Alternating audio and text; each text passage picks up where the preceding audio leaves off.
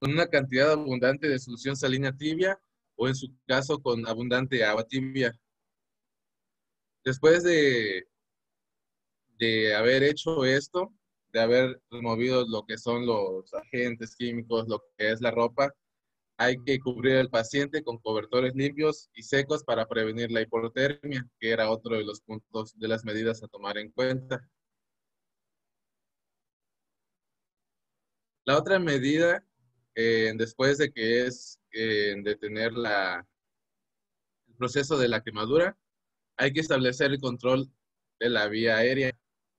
Entonces, lo que es la vía aérea puede obstruirse no solamente por la lesión directa, sino también por el edema que va a provocar estas quemaduras.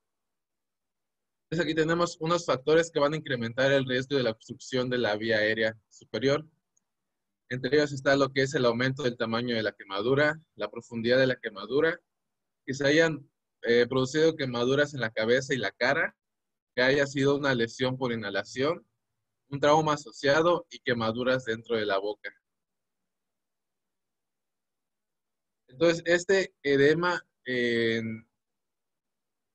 normalmente no se va a presentar de forma inmediata y pueden presentarse mucho después, hasta cuando el paciente ya está como que más en una crisis o esté ya más ya comprometido.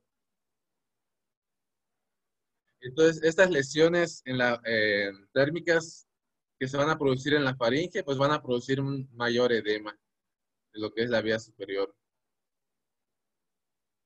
Y lo que eran de las lesiones por inhalación, estas pueden presentarse inclusive hasta después de las 24 horas. Entonces, para ello hay que examinar bien lo que es la orofaringe, buscando signos de inflamación, lesiones en la mucosa, hollín en la faringe y edema. Y también hay que tener cuidado de no hacer más daño durante la exploración. Entonces, aquí tenemos unas indicaciones de lo que es la American Burn Life Support para intubar lo que es tempranamente al paciente. Entre estas indicaciones para la intubación va a ser que presente signos de obstrucción de la vía aérea, como lo va a ser roquera, estridor.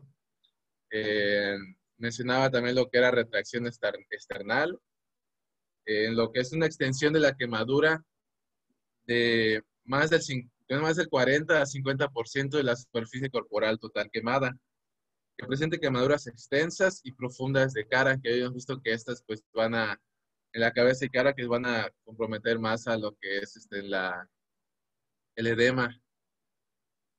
Que hayan quemaduras dentro de la boca, que haya un edema significativo o riesgo de presentar edema, eh, que hayan signos de compromiso respiratorio, entre ellos está la imposibilidad para expulsar las secreciones, que haya una fatiga respiratoria o que haya una deficiencia de lo que es la oxigenación. Igualmente está la disminución del estado de conciencia que afecta los reflejos de protección de la vía aérea. Y también hay que anticipar lo que es el traslado de un paciente con quemaduras amplias y alteración de la vía aérea sin un personal calificado para intubar durante lo que es el traslado. Oye, Moisés, Ahora, antes de continuar, ¿cuántos tipos de quemaduras hay o qué tipos de quemaduras son?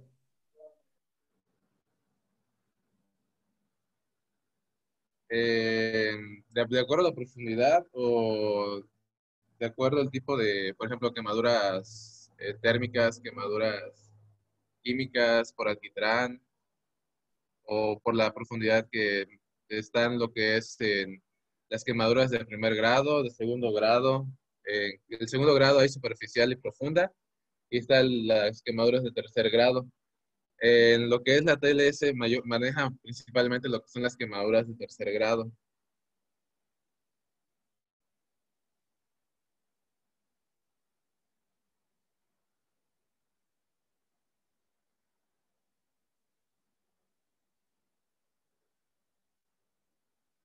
¿Sí bien, doctor?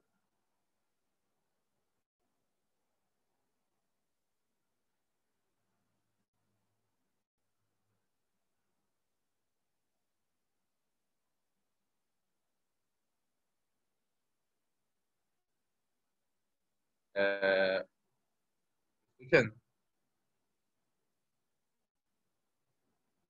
Sí, yo sí te Yo sí te escucho. escucho.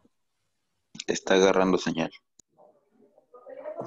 Entonces, es lo que me refiero, que hay que primero saber de qué quemadura estamos hablando primero para saber y entenderle el tema, porque si empezamos a hablar por quemadura vía aérea sin entender qué es una quemadura, y como tú dijiste, los grados de quemadura que hay, pues hay que saberlos también, de qué grado estamos hablando. Ajá, sí, estábamos hablando de quemaduras de tercer grado. Sí, pero empezaste al revés. Las de primer grado son las menos dañinas, son aquellas que es por quemadura por sol o quemaduras Ajá, por... las que solamente presentan eritema y dolor. Ajá. O sea, que ya te fuiste Es a que, quemadura vía aérea directo. sí, es que como basé en el ATLS, lo que era al determinar el tipo, bueno, es que sí, de hecho sí, porque, Es o que ya sea, es te que, fuiste a tratamiento, ya te fuiste a la valoración, pero no sabemos nada de quemaduras. O sea, fuimos ajá. primero a atender al paciente y luego regresamos otra vez a conocer qué pasa en la Bueno, aquí quemadura. está, ajá, sí, sí, perdón. Ok, bueno, síguele a ver. O sea, Bueno, aquí está la tabla que habíamos visto anteriormente, que eran lo que era la clasificación de las quemaduras de acuerdo a la profundidad. Entonces, tenemos lo que es las quemaduras de primer grado, que estas van a lesionar con lo que es principalmente la epidermis y se va a ver pues, una hipersensibilidad. Aquí van a ser, va a presentar lo que es dolor espontáneo y mayor contacto. Entonces, aquí estas lesiones van a presentar eritemas y son las que se van a caracterizar principalmente por las quemaduras solares. Las quemaduras de segundo grado superficial, estas van a afectar a lo que es la epidermis y parte de la dermis. Y estas van a tener un aspecto de ampollas y eritema. Y en estas el paciente va a presentar un intenso dolor, una hiperestesia en contacto y va a ser mayor esta hiperestesia que espontánea. Y estas, en ejemplos de quemaduras, pues van a ser una quemadura por líquido caliente, ya sea por aceite o por agua, o que te hayas quemado con algún objeto caliente, como puede ser la plancha o una estufa. Nada más van a presentar lo que son ampollas y eritema. En el segundo grado profunda, estas ya van a afectar tanto la dermis como la dermis completamente. La anteriormente era una parte de la dermis. Estas los pacientes van a presentar hiperestesia de contacto, en áreas anestesiadas al pinchazo, y estas quemaduras pues van a ser ya lo que son por flamas, por llamas, lo que puede ser por fuego, cigarrillos, velas, o ya inclusive aquí ya entran lo que son las quemaduras eléctricas y por explosión. Ahora tenemos las de tercer grado que van a ser destrucción de todo el espesor dermoepidérmico, van a afectar el tejido subcutáneo, nervios y músculo. Y también aquí ya van a entrar lo que son las quemaduras por lesión, por inhalación, las lesiones térmicas por inhalación que van a afectar lo que es la vía aérea. Aquí tenemos ejemplos, pues quemaduras por fuegos, quemaduras químicas, igual entran lo que eran las quemaduras eléctricas. Entonces el ATLS mencionaba lo que era mayormente el manejo enfocado a lo que son las quemaduras en el tercer grado. Es lo que estamos viendo ahorita, lo que era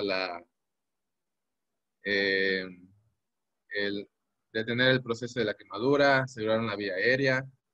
Ya detener el proceso de quemadura, pues habíamos visto que era cuando ya era una quemadura por fuego en el cual se quemaba lo que era la ropa y se quedaba inclusive adherida entonces en lo que era el paciente. Entonces ahí es importante no retirar directamente lo que es la ropa, sino que o sea, como que cortándola con tijeras y irlas quitando si están pues, adheridas pues muy suavemente sin lesionar más lo que es la piel.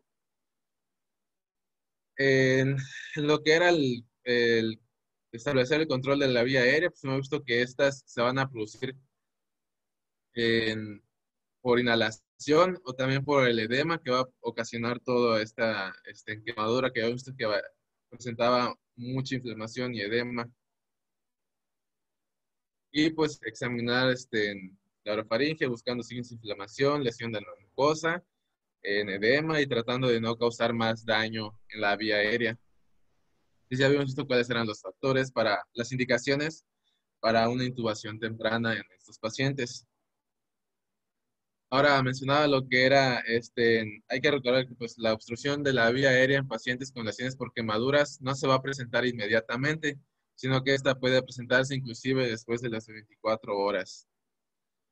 Y también eh, hay que reconocer lo que es la inhalación de humo. Esta va a ser como una causa potencial de obstrucción de la vía aérea por las partículas y la lesión química. Hay que buscar en cuello, torso, quemaduras circunferenciales que puedan comprometer igual a lo que es la vía aérea y el intercambio gaseoso. Y aquí en estos pacientes que hayan presentado lesiones por inhalación, pues van a tener un mayor riesgo de obstrucción bronquial por las secreciones y en esto se puede requerir lo que es una broncoscopía, ¿no? Para examinar bien lo que es la vía aérea. Y también mencionaba que había que colocar una vía aérea del tamaño adecuada, en el cual se mencionaba que era en adultos un tubo endotraqueal de un diámetro de 8 milímetros y un mínimo de 7 milímetros. Mencionaba que en los niños era de 4.5 milímetros el diámetro de del tubo endotraqueal.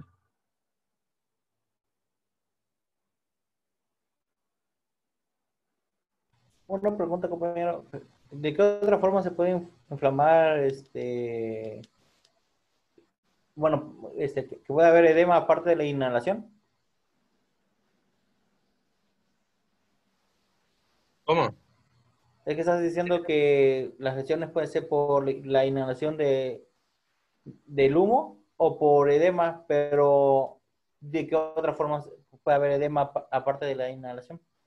Que mencionaba que las en quemaduras a mayor profundidad y mayor extensión iba a producir una mayor inflamación. Entonces, dentro de los signos de inflamación, tenemos que era lo que es dolor, calor, rubor y edema. Entonces, a mayor en lesiones, en mayor profundidad y área afectada, va a haber una mayor inflamación, lo cual va a producir un mayor edema en el paciente, principalmente en lo que es en la vía aérea. Entonces, no solamente por la lesión, por una inhalación de humo o en estos agentes calientes, sino también porque el paciente esté completamente quemado, porque tenga una extensa área con quemaduras, pues va a llevar a una mayor inflamación de todo.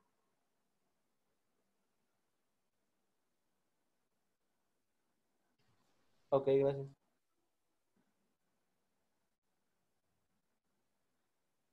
Ahora,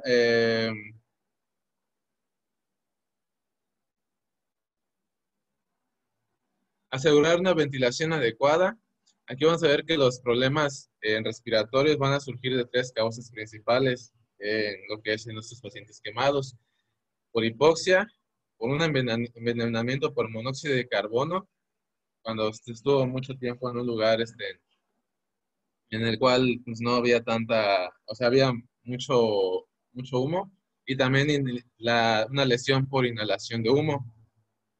Entonces, para el diagnóstico del envenenamiento por monóxido de carbono, pues hay que hacer una historia de la exposición del paciente si estuviera en un lugar cerrado, y también lo que es la medición directa de la carboximoglobina, en los que presenten, en pacientes que presentan niveles menores del 20% de monóxido de carbono, suelen ser asintomáticos, y a los que presentan en un nivel mayor al 20% de lo que es el monóxido de carbono, pues van a presentar síntomas como lo que son cefalea, náuseas, confusión, coma, inclusive muerte en el mayor del 60% de los pacientes.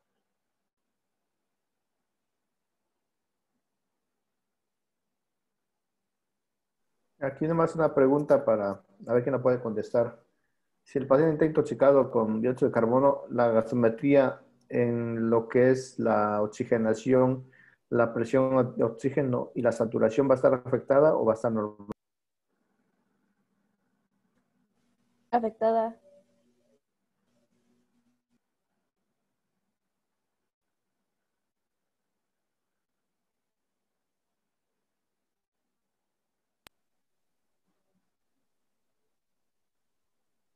Sí. ¿Por qué va a estar afectada? Por la sensibilidad, ¿cómo se llama esto? Como que se une, es igual de sensible la unión del oxígeno a la hemoglobina que el dióxido de carbono. Entonces ahí tenemos como sesgo con la saturación de Ujú. oxígeno. No recuerdo la palabra. Muy bien. Tenemos el coeficiente de solubilidad. Eh, el dióxido de carbono es 6 veces mayor que el oxígeno. Entonces, 6 veces más va a fijarse la hemoglobina que el oxígeno. Eso de la Entonces, fijación, sí. ujú, entonces la fijación a la hemoglobina va a ser mayor del dióxido de carbono. Aquí la cuestión es que la que mide la oxigenación es la saturación, la hemoglobina. Entonces, el dióxido de carbono ustedes van a tener muy alto, pero se va a fijar a la parte de lo que es la hemoglobina, que no va a ser mayor del porcentaje que tenemos de oxígeno. Entonces, el paciente por lo regular va a estar saturando normal. Entonces, va a estar normal, ustedes le miden la saturación y dicen, no, pues es que no tiene nada. El problema es que la carboxihemoglobina es la que está circulando en esa región, por el cual el oxígeno no se afecta porque tenemos carboxihemoglobina en el grupo de la hemoglobina más oxígeno. El oxígeno no se afectó porque el paciente está respirando bien, a menos que el paciente entrara a un estado de hipoxia severo, que no hubiera oxígeno en el lugar donde está, y sí, va a estar afectado. Pero por lo regular, cuando llegan a urgencias, ya están respirando, ya llegan con oxígeno, o ya están respirando el aire ambiente. Entonces la saturación mejora y llega al 100% o al 98%, pero cuando nosotros hacemos la carboxihemoglobina vemos que está muy alta, entonces ahí el riesgo es de que el paciente haga un paro respiratorio, paro cardíaco por la carboxihemoglobina. Entonces no se vaya con la finta de que cuando están intoxicados con monóxido de carbono el paciente va a estar saturando, porque no desaturan. No hay ningún factor para que el oxígeno disminuya. A menos que no haya oxígeno, ahí sí disminuiría.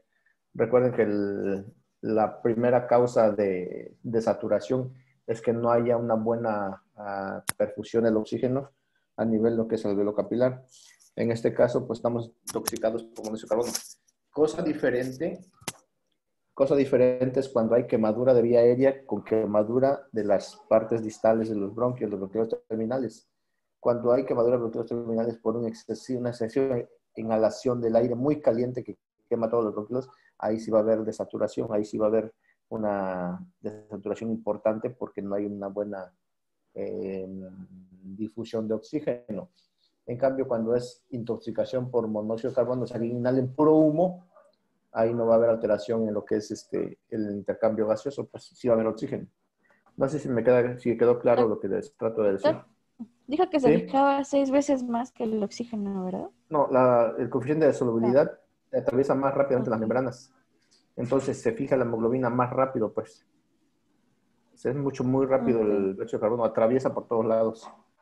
Entonces, es más, si tú dices, voy a Y poner oxígeno. ejemplo, Ujú. ajá, A ver, tu pregunta. ajá. No, iba a decir que es, por ejemplo, en pacientes que estuvieron en incendios, ¿no? Que salen intoxicados. Sí, sí, si tuviera, digo, quemadura vía aérea, ahí sí estaría afectado la oxigenación. Pero como en este caso es pura, meramente intoxicación por dióxido de carbono, digamos que el humo llegó y se encerró el humo en todo su trabajo y todos inhalaron humo, pues ahí sí, el riesgo de la intoxicación por dióxido de carbono, pero sin afección en la hemoglobina, en la oxigenación de la hemoglobina. No sé si me entendieron o no. Sí, iba a decir algo de que si les ponemos oxígeno, ¿qué? No, no, no, aunque ustedes le pongan oxígeno, no va a quitar el dióxido de carbono porque es muy soluble, tiene mucha difusión en los tejidos. Entonces, ahí es lento, lento, lento, lento. O sea, el único tratamiento es poner oxígeno, sí es cierto, pero no es tan rápido así como la separación de la hemoglobina. Entonces, el tratamiento específico es oxígeno únicamente. Oxígeno y es lo que se les pone. Doc, ¿Ok? también mencionó algo del monóxido de carbono. No, no lo escuché bien en esa parte. Eso es el dióxido de carbono es monóxido de carbono, o sea, el monóxido de carbono es la combustión, el monóxido de carbono es la intoxicación que les digo que se genera. Ok, gracias. Bueno, ok, entonces seguimos, Moisés. Bueno, bueno, como mencionó el doctor, el ATLS mencionaba que lo que era el oxímetro de pulso, pues no nos iba a determinar bien si había un envenenamiento por monóxido de carbono, ya que no lograba distinguir entre la oxihemoglobina y la carboximoglobina. Entonces mencionaba que en los pacientes que que se sospeche de que hayan tenido envenenamiento o exposición a monóxido de carbono en un lugar cerrado, se tenía que recibir oxígeno a flujos altos en 100% vía mascarilla reservorio. Y, bueno, aquí estaba lo que les había mencionado del tubo endotraqueal, que había que procurar usar un tubo endotraqueal de por lo menos 7.5 milímetros de diámetro para, en adultos y de 4.5 milímetros en niños. Y también lo que había pues, que obtener el valor de una gasometría basal para evaluar el estado pulmonar del paciente, al igual que obtener los niveles de la carboximoglobina y la administrar oxígeno al 100%. Y pues las causas importantes de lesión por inhalación pues van a ser los productos de la combustión, ¿no? Las partículas del carbón y los humos tóxicos.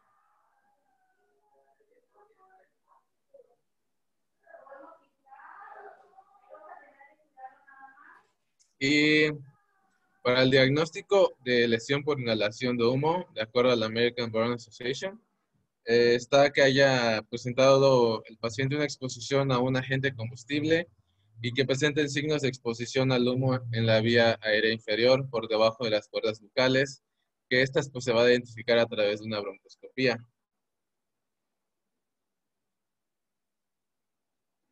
Y también obtener lo que mencionaba una radiografía de tórax para evaluar lo que es el estado pulmonar de un paciente con lesión por inhalación de humo. Entonces aquí el tratamiento de la lesión por inhalación de humo es de apoyo con lo que es con la oxigenoterapia.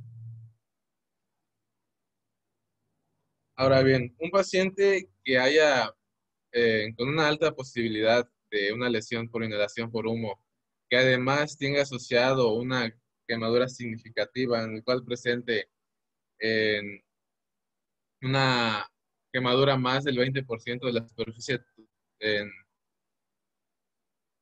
corporal total en un adulto o más del 10% de la superficie total corporal en pacientes menores de 10 años o en pacientes mayores de 50 años.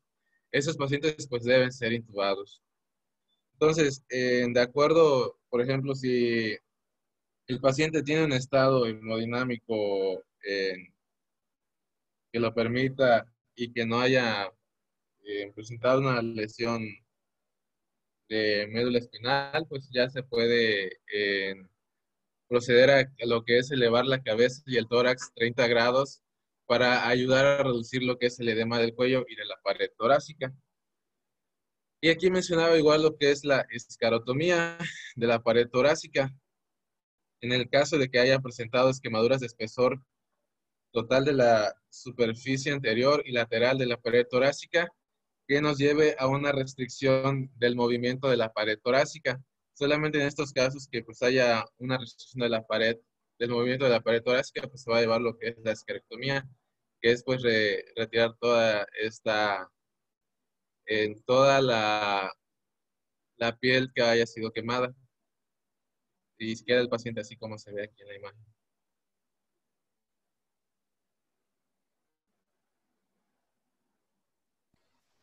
De ¿Es lo que toda son la piel o es más bien cuestiones anatómicas? Porque se supone que el tórax está quemado y eso se respetó, más bien fue como que se permitieron los movimientos de respiratorios.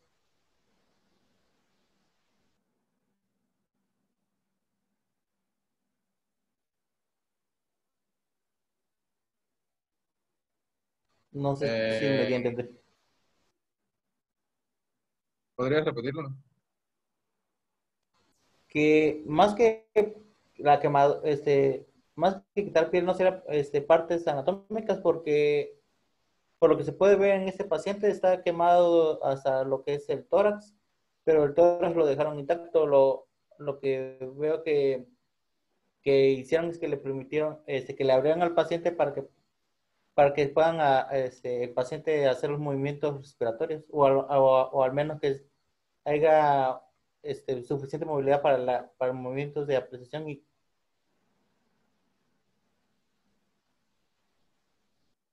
Es para tener lo que es un movimiento adecuado de la pared torácica, entonces es donde se presenten estas limitaciones del movimiento, pues es donde se va a realizar lo que es la escarotomía. Estoy dejando que ustedes mismos se contesten. Recuerden que el que expone debe ser el experto en estos temas, ¿eh? Recuerden eso. Ok, se hace esto porque existe algo que se llama el síndrome comportamental. El síndrome comportamental es cuando existe demasiada presión en las fibras musculares por quemadura. Entonces, en ese momento que las fibras musculares están con demasiada presión por inflamación severa, el flujo sanguíneo se disminuye demasiado y se restringe completamente la función pulmonar. Entonces, la única forma de hacer la esclerotomía es abriendo espacios para que el flujo sanguíneo mejore y pueda atravesar las paredes y pueda nutrir esas partes que están comprometidas. Y la otra es que mejore la actividad torácica para que no esté restringida y pueda tener los movimientos de flexión y ampliación. Entonces, esto se hace no solo en tórax, se hace en las extremidades, se hace en cualquier zona que tenga demasiada presión por la quemadura, demasiada inflamación. Entonces, por ejemplo, si fueran la pierna, se tiene que hacer a fuerza la esclerotomía para que el flujo llegue a la pierna y no se pierda esa extremidad. El riesgo es que el flujo se disminuya tanto que las arterias no pasen el flujo de sangre y esto hace que la extremidad se pierda y empiece con necrosis. Entonces, a forma de evitar esto, se hace la esclerotomía. Es como una liberación de la presión para que mejoren los órganos. Gracias, doctor. Ok, continúa. Entonces, en las vías intravenosas y el tubo endotraqueal, pues pueden desalojarse después de lo que es la reanimación. Y pues hay que recordar que el edema pues, va a tardar en formarse, hasta inclusive más de 24 horas. Y hay que usar catéteres intravenosos largos debido al edema que puede ocurrir. Y no acortar el tubo endotraqueal y vigilar la posición regularmente del paciente para reducir lo que es el edema. Ahora tenemos lo que es el manejo de la circulación con reanimación del shock por quemaduras. En la reanimación en estos pacientes quemados va a requerir lo que es, va a requerir reemplazar las pérdidas continuas de la fuga capilar debido a esta inflamación. Entonces aquí hay que proveer una reanimación con líquidos en los que tengan quemaduras de profundidad, ya sea total o parcial. Entonces, para ello hay que canalizar dos venas periféricas con catéteres cortos y gruesos, de por lo menos 18 Gauss, y colocar lo que es la vía intravenosa a través de la piel quemada en una vena accesible. Si si la extensión de estas quemaduras no permite colocar una vía intravenosa en la piel que no está quemada, y si no se pueden canalizar lo que son las venas periféricas, entonces hay que considerar lo que es un catéter venoso central o una infusión intraósea. Y en esos pacientes igual hay que insertar una sonda vesical en todo paciente que va a recibir reanimación con líquidos y hay que monitorizar lo que es el gasto urinario para conocer la perfusión que se está dando con estos líquidos.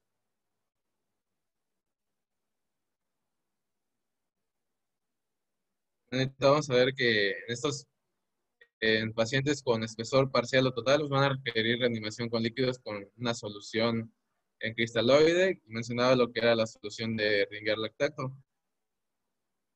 Entonces hay que comenzar la infusión de líquidos con una solución cristaloide isotónica tibia, preferentemente lo que mencionaba el lactato.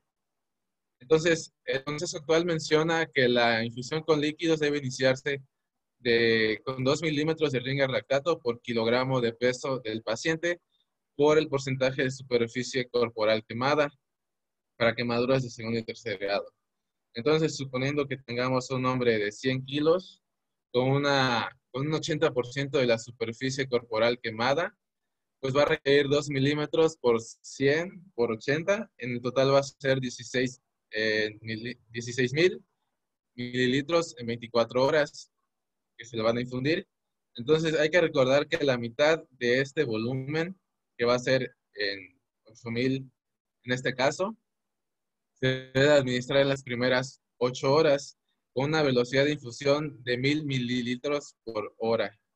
Y la segunda mitad, en este caso, que sería los otros 8,000 mililitros, se van a administrar en las siguientes 16 horas. Es la primera mitad en las 8 horas y la otra mitad en las 16 horas. ¿Cómo se llama la fórmula que estás ocupando? Ah, la fórmula de Parkland. No puse aquí el nombre. Bueno, hasta donde yo estaba enterado, Parkland no había modificado sus mililitros. ¿Esos 2 mililitros de qué año es? Porque a lo mejor yo soy atrasado y no me he actualizado. Esta lo mencionaba en el ATLS, ya me acordé por la American Burn Association, en la cual esta había actualizado lo que era la infusión de líquidos. América, ¿de qué año es? Porque no lo tengo actualizado. Es del ATLS, la 10ª edición, en 2018. 2018. Tenemos que ver la nueva creación porque Parkland manejaba 4 mililitros por kilo de peso. Mencionaba que era de 2 a 4 mililitros por kilogramo de peso. Entonces aquí mencionaba que esta fórmula había sido actualizada por el American Burn Association, como se menciona en el ATLS de la 10ª edición. Ah, ok. Vamos a Es que yo buscarlo igual, para... yo igual había buscado que era, cuando busqué la fórmula de Parkland, había visto que era de 2 a 4 mililitros por superficie corporal quemada. Ajá. Inclusive en el ATLS menciona que en estos pacientes son de 2 mililitros y en pacientes quemados ya se utiliza lo que son los 4 mililitros. A ver cómo, pacientes quemados. Pues estamos hablando de quemaduras, ¿no? En pacientes quemados por quemaduras eléctricas, perdón.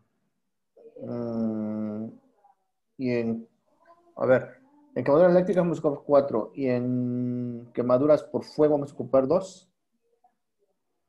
Sí, es lo que mencionaba la guía. Bueno, hay que buscar la guía porque te digo, yo hasta donde me había quedado era 4 mililitros por kilo de peso. Entonces, ahorita ya lo bajaron, porque les digo, ahorita está lo que, y probablemente sea cierto, ¿no? Porque la teoría seca es la que ahorita que está tomando mayor auge. O sea, lo que están diciendo es ocupar menos líquidos. Recuerden que antes lo que nos decían era pásale líquido, pásale líquido, pásale líquido. Entonces, esta fórmula supongo que ya la modificaron. Yo igual había Sí, leído que la de Parkland es 4 mililitros y leí otra que es la de Brook modificado, que esa sí La de dice 2 Brooks, sí, mililitros. sí, la de Brooks es 2 mililitros, siempre ha sido. O también está la de la fórmula para los niños, que la que se ocupa más cuando se van al hospital de Micho y Mau. Bueno, la corporación Micho y Mau los lleva a Galveston, entonces ahí tenemos que usar a fuerza la de Galveston. Entonces, la fórmula de Galveston es para los niños. Pero en Parkland, bueno, hasta donde yo sabía, seguía siendo 4 mililitros, pero dice que ya modificó.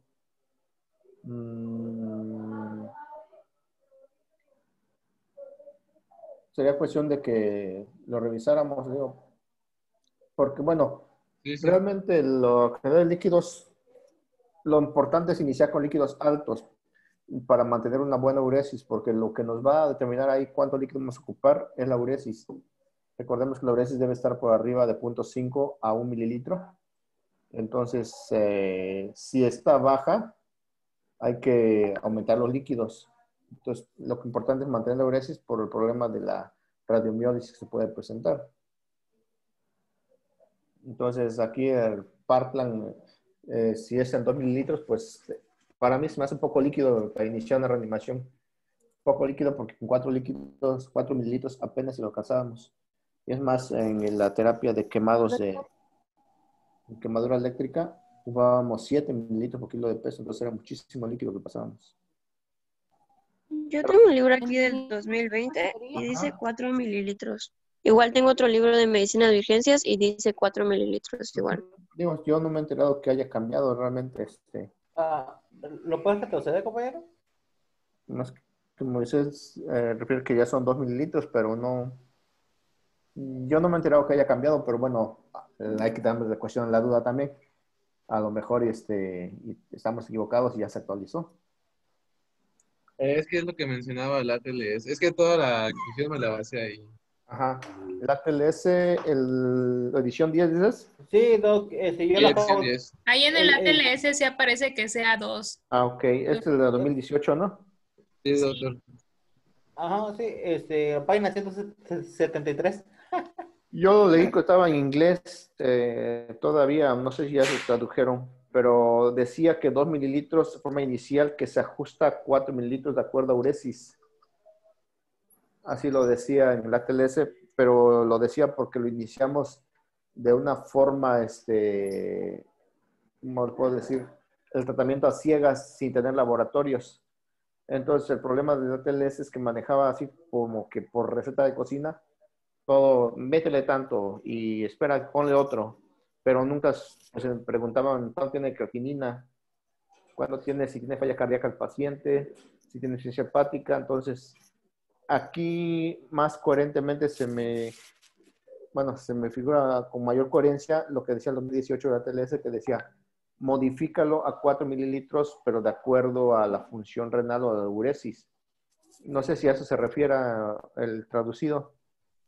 Sí, doctor, es que de hecho dice que indica que debe iniciar con Ajá. los dos. O sea, la primera mitad del fluido es cuando se va a proporcionar dentro de las primeras 8 horas. Así Y es. supongo que es después de las 8 horas, pues ir agregando la otra mitad, que ya sería, pues es lo mismo de 4. Pero primero se agregan 2 y luego 2. Sí, ya que tengamos resultados del laboratorio y determinemos la uresis. Y ya podemos manejar más líquidos o continuar con 2. No sé, a eso lo entiendo yo. Bueno, para fines prácticos, ahorita vamos a dejar los 2 inicial y con 4 mililitros para la fórmula de Parkland para no modificarla, porque si se casan con la idea de 2 ahorita y de repente no se ha modificado, van a pensar que sigue siendo 2. Entonces mejor vamos a verificar bien si en la Sociedad América de Quemados ya lo cambiaron también. Si ya lo cambiaron, pues ya. O directamente a Parkland, a ver si Parkland ya modificó.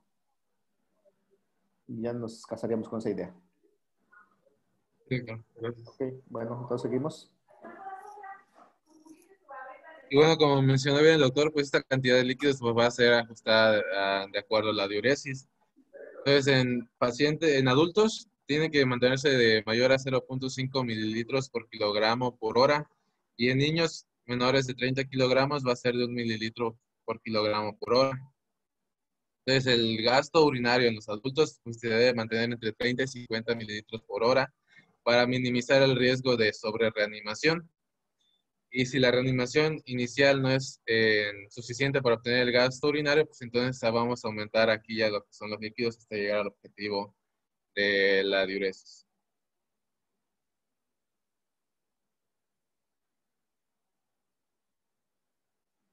Y aquí en el paciente pediátrico, en la fórmula pues, nos va a establecer un objetivo inicial de infusión igualmente. Aquí se va a reanimar al paciente pediátrico quemado con 3 mililitros por kilogramo por porcentaje de superficie corporal quemada. Y en niños muy pequeños, menores a 30 kilogramos, igual además de la reanimación con líquidos, se debe recibir lo que son líquidos de mantenimiento con 5-dextrosa en el Ringer lactato. Y hay que recordar que el volumen excesivo en la reanimación va a aumentar lo que es el edema, el cual nos va a llevar complicaciones como el progreso del espesor de la quemadura o un síndrome compartimental de abdomen o de las extremidades. Nada más hay que recordar que en niños se ocupa más la fórmula de Galveston. La fórmula de Galveston pues va dado a superficie metro corporal. Entonces, porque ustedes, bueno, que sirva como chisme o no sé, hace tiempo que el hijo de una, ¿cómo se llaman? Aquellos que trabajan por la comunidad activadora, o no me acuerdo cómo le llaman, sus hijos se quemaron y entonces murieron. Y ella pues buscó por todos lados donde se atendieran a sus niños que estaban bien quemados y no había una clínica de quemaduras para niños, no existía. Entonces cuando murieron, ella se hizo la propuesta de crear una clínica para que se ayude a todos los niños que se quemen y los puedan atender. Entonces creó la corporación Micho y Mau. Micho y Mau, que eran, no me acuerdo si eran los niños que murió, algo así, Mauricio y no sé quién. Entonces, esos niños en México, cuando alguien se quema, ustedes hablan directamente a Galveston, a la generación Micho y Mau, y los atienden, sea donde sea de un poblado más lejano, sea donde sea de México. Nada más se habla directamente y viene el avión por ellos y se lo llevan a Estados Unidos, a Galveston, y ahí se atienden a los niños, se les da toda la atención para rehabilitación, todo lo que tengan en la piel. Y muchísimos niños hemos enviado a Galveston, entonces creo que es una de las mejores corporaciones que hay ahorita para atención a gente que no tiene recursos, incluso a los que tienen recursos, a todos los que tienen recursos, todos se los llevan, no importa ahí qué estirpe pertenezcan ni nada. Entonces, pero lo que nos piden es que utilicemos la de Galveston para manejar a los niños. Entonces, si les ponen Parkland, les dicen, ¿y ustedes que no saben que en niños se maneja con Galveston? Entonces, más que nada sirve para eso, es como chisme de domingo. ¿Pero no trajiste la de Galveston? No, doctor, no. Okay, ¿alguien que sepa la de Galveston? Esa era de 5,000 mililitros por metro cuadrado de superficie corporal quemada. Así es la de 5,000. Este igual se va a pasar la mitad en las 8 horas y la mitad luego en lo que sigue. Todo se va a regular igual al déficit de líquido que tenga el paciente, entonces la uresis. Después de las 8 horas, o sea, las 5,000, después ya se pasa a 2,000 mililitros por superficie corporal quemada para 24 horas, ya después de que pasen las soluciones. Pero sí, digo, es importante que sepamos utilizar la de Galveston. A lo mejor muchas veces no nos gusta convertir a metro cuadrado de superficie corporal, pero van a darse cuenta que todos los niños se van a manejar de acuerdo a su superficie corporal. Todas las dosis en medicamento, los líquidos, todo se maneja así. Entonces, muchas veces dicen, es para medirlo, pesarlo, que la talla al cuadrado. Entonces ya hay programas, todos los programas que vienen, nada más pones el peso del paciente, la talla del paciente y ya te da la superficie corporal. Y ya con eso lo calculas a los 5,000 mililitros y con eso le puedes pasar los líquidos necesarios. ¿Cómo era lo de A ver, ¿cómo? cómo se pagaba por metro cuadrado? Perdón. 5,000 mililitros por superficie corporal en metro cuadrado. Ajá, pero ¿cómo se sacaba corporal quemada? Okay. ¿Cómo? Es que se corta ¿Me mucho el escucha? internet. Es que se corta mucho. A ver, ¿cuál es la pregunta? ¿Cómo se obtiene lo de metro cuadrado de la superficie corporal? Ok. Les digo que es complicado porque hay que sacar el peso del paciente por talla al cuadrado. Es una fórmula muy grande de que hay que estar calculando y todavía ni me acuerdo cuál es la constante. Pero digo, para eso ustedes tienen en sus teléfonos ya ahorita con la tecnología, nada más ya bajen los programas de conversión para que ustedes no estén sufriendo de que voy a calcularle, que voy a sumarle, que voy a hacer todo. Hay un programa que se llama Metcal, no sé si lo han visto. Sus Sí, teléfonos. es uno verdecito. Bueno, es que yo tengo como rojo. Metcal. Ah, Y ahí vienen todas las fórmulas que puede haber, de todas. Entonces ahí viene la de superficie corporal quemada, vienen muchísimas fórmulas. Viene para el índice de Korokov, viene para lo que es el Kadoki, viene para el dióxido de carbono, o sea, de todas las que ustedes requieran y requieran. Ahí vienen, entonces nada más lo abren, le ponen los datos y les da la superficie de metro corporal rápidamente, sin hacer tanto show. Entonces, en esa forma ya pueden inmediatamente calcular con los líquidos y ya.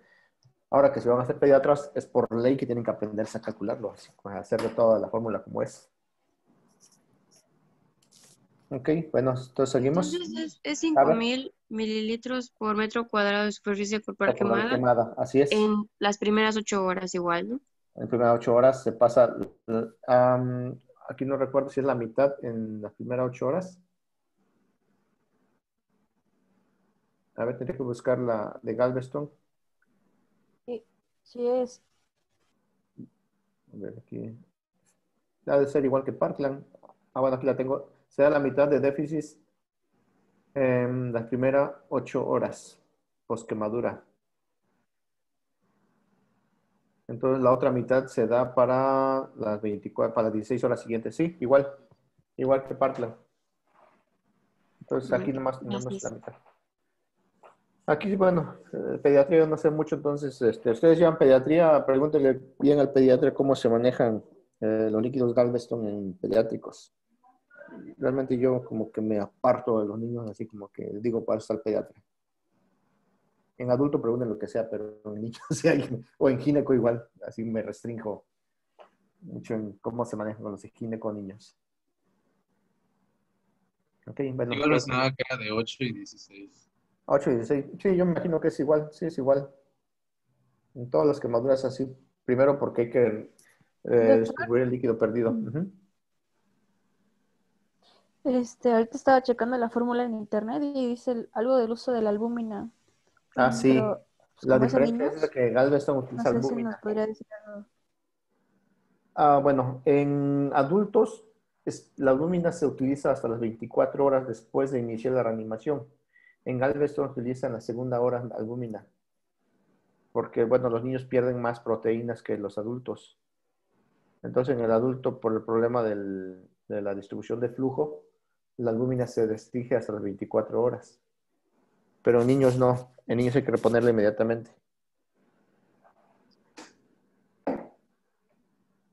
Así es.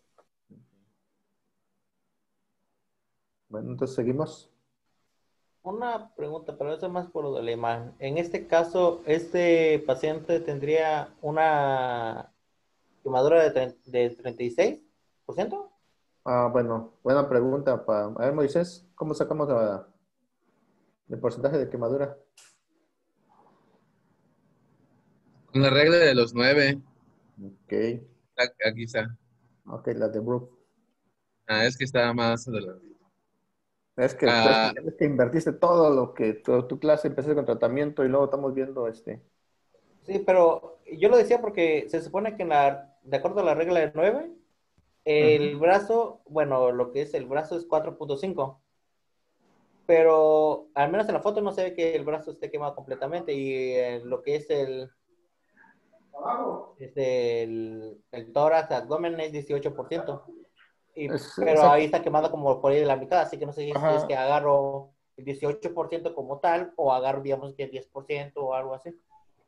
Tenemos que calcular de acuerdo al área. Recordemos que si es tórax, hay que ver si es la parte anterior únicamente o es la parte anterior y posterior.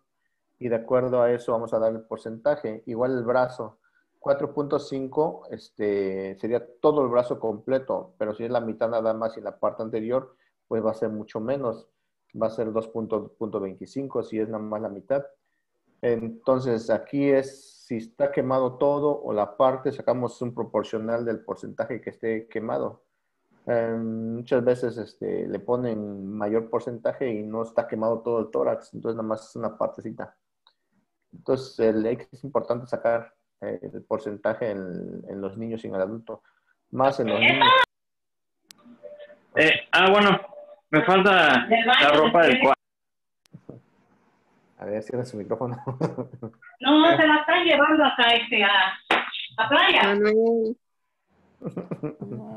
Manuel.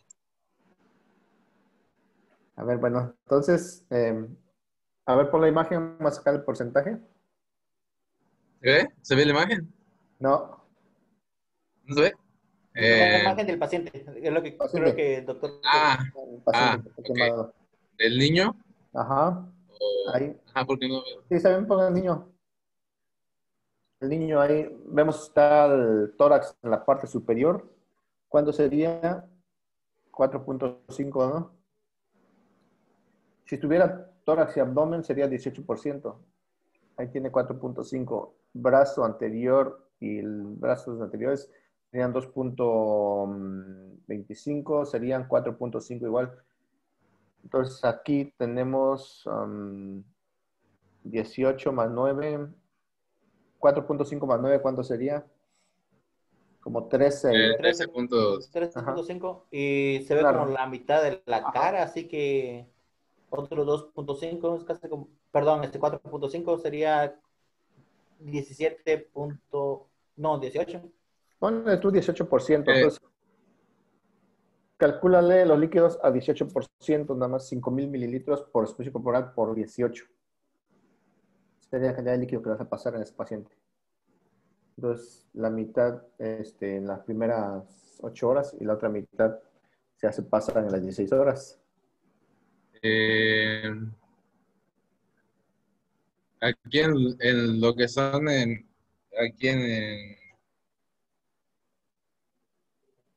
bueno, ahorita vamos a ver aquí en la evaluación del paciente.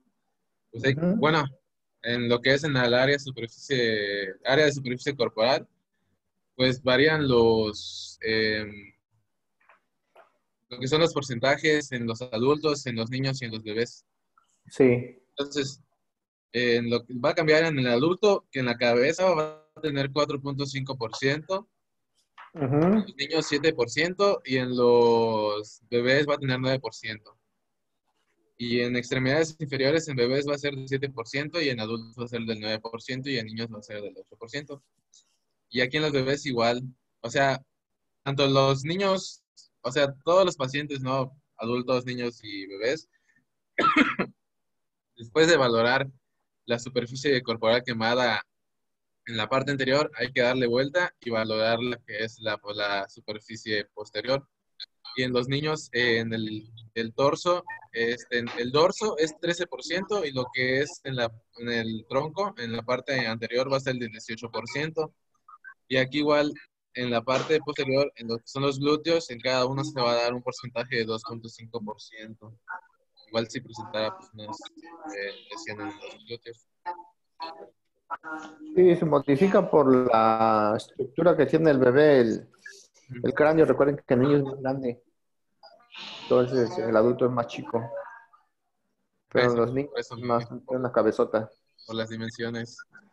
Así es.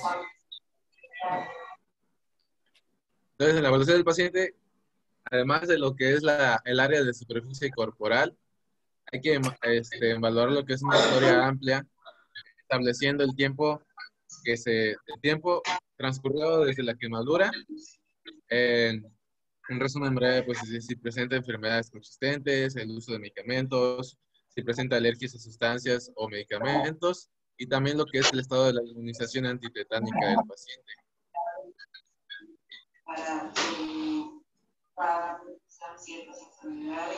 En el área de superficie corporal, con la regla de los 9. Y ¿cómo más entonces la regla de los 9, perdón? Porque igual leí que está el esquema del Browder, algo así. Pero es diferente en números. O sea, es mínimo, pero es diferente. Por ejemplo, en tórax tiene 13. Aquí no es mucho la diferencia entre Lambroque y lo que es la regla 9, es la misma. A lo mejor varían los numeritos nada más, pero prácticamente lo mismo.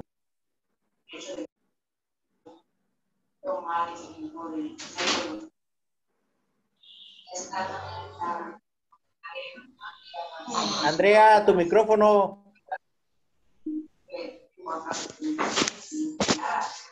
Bueno, hay que recordar que la sobreestimación o subestimación de la extensión de la lesión por quemadura nos puede llevar a complicaciones como, por ejemplo, si sobreestima la reanimación con líquidos, va a llevar mayor edema, mayor extensión del área quemada. Y si hay una subestimación de la extensión, tras una subestimación de lo que es la reanimación de líquidos, pues nos puede llevar a una hipoperfusión de los órganos. Entonces, menciona que no se deben incluir lesiones superficiales en la estimación del tamaño, usar la regla de los 9, reconociendo que pues en los niños su cabeza es más, es proporcionalmente a su cuerpo mayor que el de los adultos.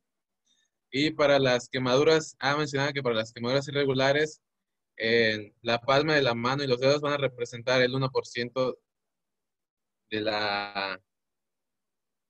área de la superficie corporal. Y recordar que igual hay que rotar al paciente pues, para evaluar lo que también es la parte posterior. Hay que evaluar, en la evaluación del paciente está en la historia lo que es el área, en superficie, del área de la superficie corporal y la profundidad de la quemadura, que ya aquí es lo que anteriormente quedan. De acuerdo a la profundidad, se va a clasificar en quemaduras superficiales, van a ser las de primer grado, en las cuales van a caracterizarse por tener eritema y dolor sin presentar ampollas, que es característico por las quemaduras solares. Las quemaduras de espesor parcial superficial, que son las de segundo grado superficial, estas van a ser húmedas, van a ser dolorosas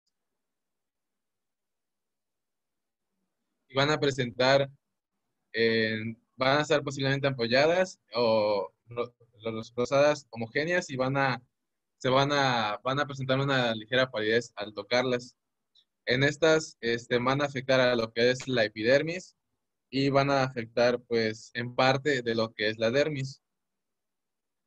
Y ahora lo que son las quemaduras de espesor parcial profundo o de segundo grado profundas, estas van a ser más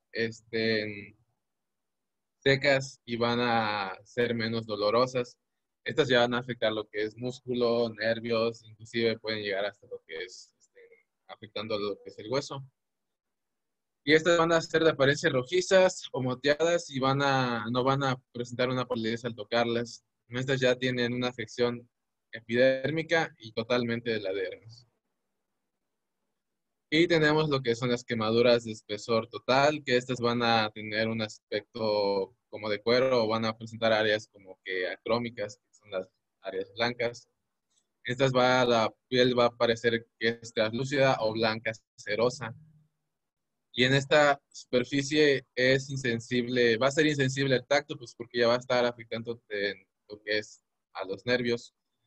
Y también pues va a ser insensible a lo que son los pellizcos. Generalmente pues, va a presentar, va a tener una apariencia seca. Eso fue, de acuerdo a la TLS, lo que es la revisión primaria. Y en cuanto a la revisión secundaria y los anexos, pues hay que llevar una documentación en el cual menciona que, se debe de llevar una hoja de flujo o una hoja de reporte en el cual se va a especificar lo que es el tratamiento que se está dando, el tratamiento que de acuerdo a la historia que estén llevando, la cantidad de líquidos que se le estén administrando y también un diagrama pictórico del área y profundidad de la quemadura en el cual pues, se va a representar qué área está afectada y lo cual es la profundidad de la quemadura en estas áreas. Y esta hoja con todos estos datos, pues igual, o sea, tiene que estar con el paciente cuando se vaya a trasladar a otra unidad, una unidad de quemados. Y otro de los puntos es determinar las determinaciones basales en los pacientes con quemaduras severas.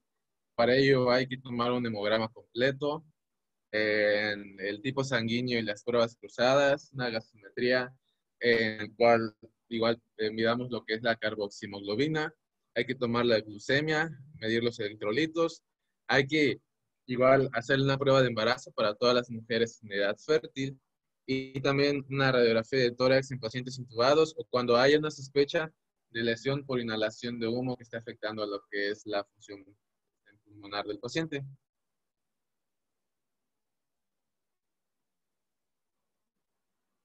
Y ahora tenemos lo que es la circulación periférica en las quemaduras circunferenciales de las extremidades.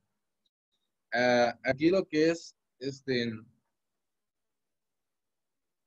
el síndrome compartimental va a ser el resultado del incremento de la presión en los compartimentos que va a interferir con la perfusión en las estructuras situadas dentro de él, como había mencionado anteriormente el doctor cuando estaba viendo de la esclerotomía. Entonces, en los pacientes quemados, este síndrome compartimental va a ser producido por la disminución de la elasticidad de la piel y el aumento del edema en el tejido blando. Entonces,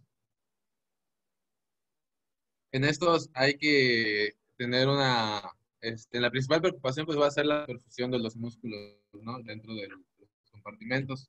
Les mencionaba que cuando se presenta una presión mayor de 30 milímetros de mercurio dentro del compartimento, pues puede provocar lo que es una necrosis muscular. Entonces hay que tener en cuenta lo que son los signos de síndrome compartimental, en los cuales están lo que es el dolor mayor a lo esperado o fuera de la proporción al estímulo o la lesión, que haya un dolor al estiramiento pasivo del músculo afectado, una hinchazón tensa del compartimento afectado y que presente parestesias o alteraciones de la sensación distal donde esté afectada el compartimento. Entonces, en estos pacientes hay que mantener la circulación periférica con quemaduras circunferenciales en las extremidades. Para ello se presenta, por ejemplo, en las extremidades superiores, pues hay que quitar son las joyas y pulseras de identificación o pulseras de alergias de las extremidades. Hay que comprobar lo que es la presencia de la circulación distal, si presenta si presenta cianosis, hay que verificar lo que es el llenado capilar, si presenta parestesias, y también hay que evaluar en el pulso periférico, en los quemados, pues mencionaba que es más efectivo mediante una ecografía Doppler. Entonces hay que igual tener en cuenta la esclerotomía para liberar lo que es el compromiso circulatorio de esta extremidad. Y mencionaba que rara vez se requería una fasciotomía para restaurar la circulación.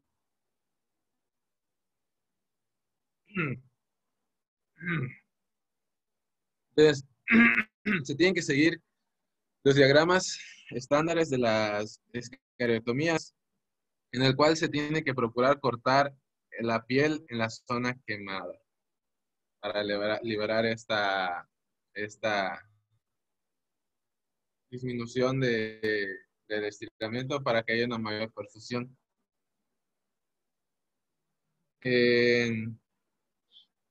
Mencionaba igual lo que es la colocación de una sonda nasogástrica y hay que conectarla a un equipo de aspiración en el dado caso de que si el paciente presentara náuseas, vómito o distensión abdominal o si las quemaduras comprometían más del 20% de la superficie corporal total.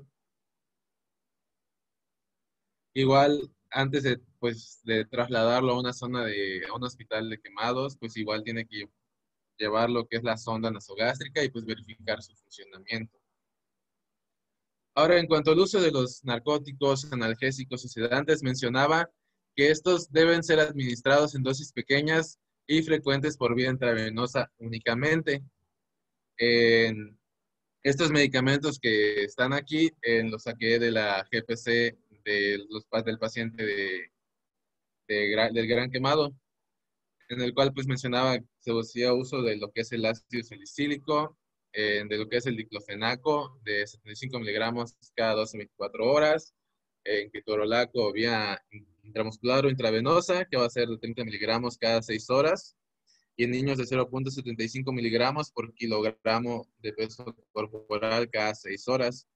Igual mencionaba lo que era el clonidhidrato de glicina, el clorhidrato de tramadol, el sulfato de morfina, de 5 a 15 miligramos cada 4 horas, en niños de 0.1 a 0.2 miligramos por kilogramo de peso corporal cada 4 horas igualmente. El citrato de fentanilo, el clorhidrato de naltrexina, clorhidrato de buprenorfina, el clorhidrato de dexmedetomidina y el clorhidrato de midazolam. Y también igualmente pues el propofol, ¿no? Ya que casi que se llegara a otros de los que se llegan a requerir. Que puede ser intravenosa o infusión continua, que van a ser en adultos una inducción de 2 a 2.5 miligramos por kilogramo de peso corporal, que van a ser 40 miligramos cada 10 minutos, y el mantenimiento de 4 a 12 miligramos. Niños, en niños mayores de 8 años, pues va a ser una inducción de 2.5 miligramos, y el mantenimiento igual de 2.5 miligramos por kilogramo de peso corporal cada hora. Ahora, en cuanto al uso de antibióticos, mencionaba que los antibióticos profilácticos no se indicaban en un periodo inicial después de una quemadura. Estos antibióticos se reservaban para el tratamiento de infecciones establecidas, que haya una quemadura que haya estado expuesta en un lugar en el cual haya pues, tenido una gran contaminación, lo que es en estas áreas. Entonces, la GPC mencionaba que uno de estos antibióticos, pues estaban la sulfadiazina de plata, la ceftazidima, el sulfato de micacina, el clorhidrato de vancomicina, la piperaciclina sódica, el imipenem, meropenem y la anfotericina B. Ahora, en cuanto al tétanos, pues hay que determinar el estado de inmunización antitetánica del paciente e iniciar lo que es el manejo inicial, pues va a ser lo más importante, ¿no? Si ya ha presentado una inmunización previa antitetánica. Y bueno, eso fue eso fue en general en relación a lo que son las quemaduras, el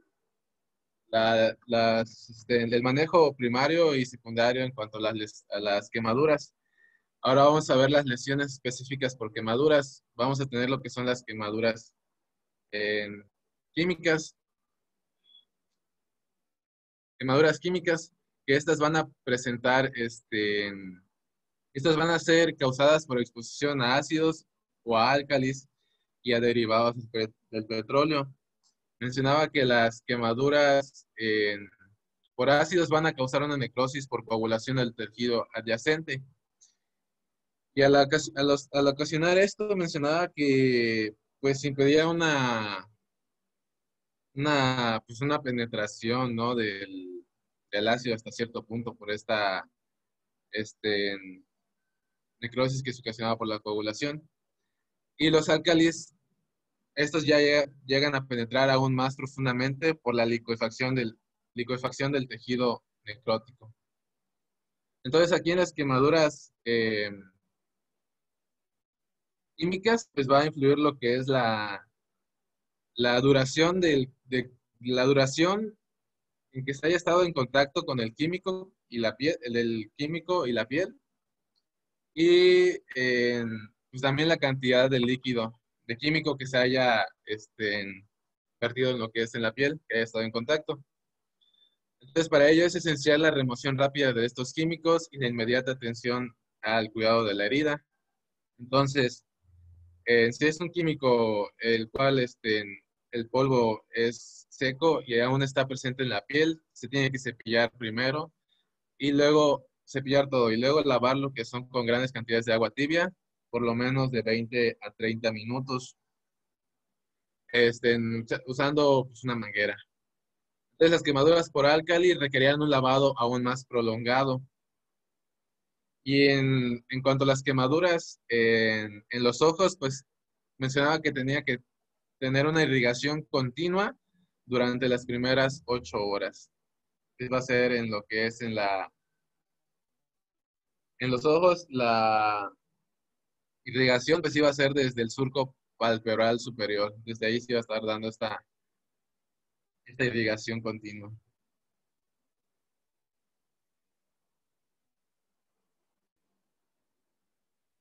Y entonces estos pacientes con quemaduras químicas de un compuesto desconocido, pues hay que determinar la naturaleza del químico, ¿no? Mencionaba algo de obtener una hoja de seguridad para conocer la toxicidad de este químico, que es o contactar al centro de envenenamientos para identificar estos tóxicos potenciales con los que se haya tenido contacto.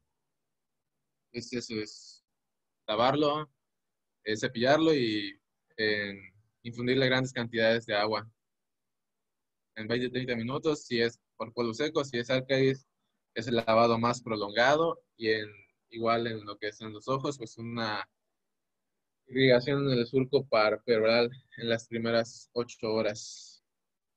Ahora, en cuanto a las quemaduras eléctricas, mencionaba que estas se van a producir por una fuente de energía eléctrica que hace contacto con el cuerpo del paciente y esta corriente pues va a ser transmitida a través de todo el cuerpo.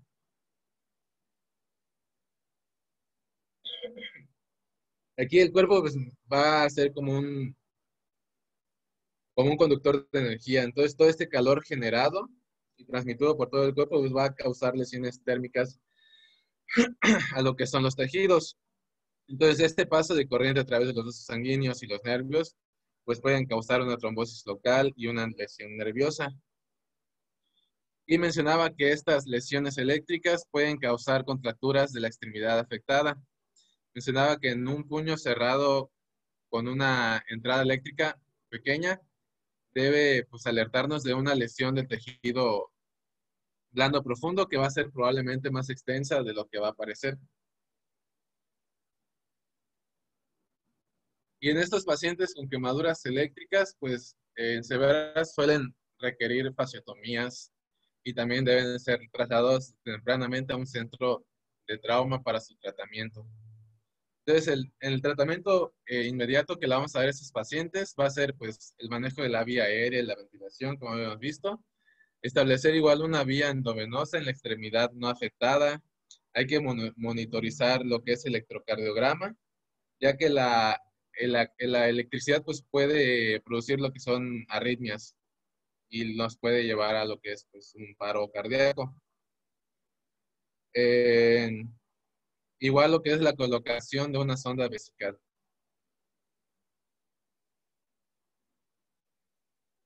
En estos pacientes por quemaduras eléctricas hay que examinarlos en busca de daño esquelético o muscular asociado. Igual teniendo en cuenta que puede tener una fractura de la columna. Pensaba que la rhabdomiólisis causada por la electricidad pues nos va a llevar a una liberación de la mioglobina, el cual nos puede llevar a una falla renal aguda. Entonces, mencionaba que si la